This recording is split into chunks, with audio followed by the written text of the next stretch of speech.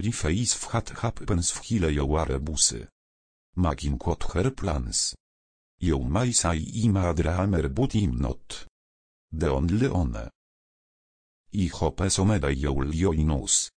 And the world will live as one. So und your befriends.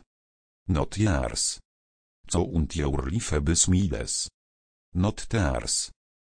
The only way to deal with critics is to go over their heads direct to the public. A dream you dream alone is only a dream. A dream you dream to get here is reality. Love is the flower you've got to let grow. Love is a promise, love is a souvenir. Once given, never forgotten, never let it disappear. We've got his gift of love, but love is like a precious plant. You can't just accept it. And leave it in the cupboard or just think it's going to get on by itself. You've got to keep watering it.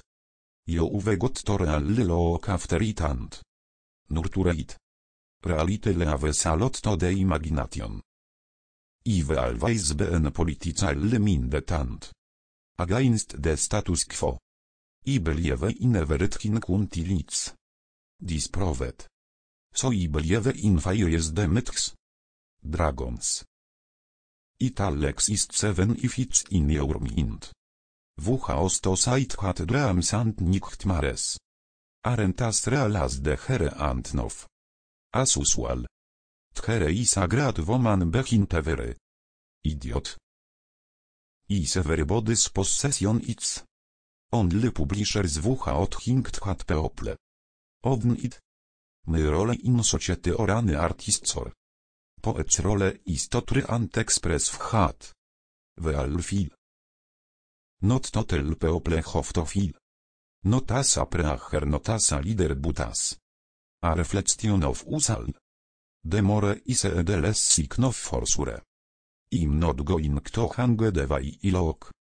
Or the way I feel to conform to anything. I've always been a freak. So I've been a freak all my life. And I have to live with that. You know. I'm on oft hose people. Living is easy with heists lost.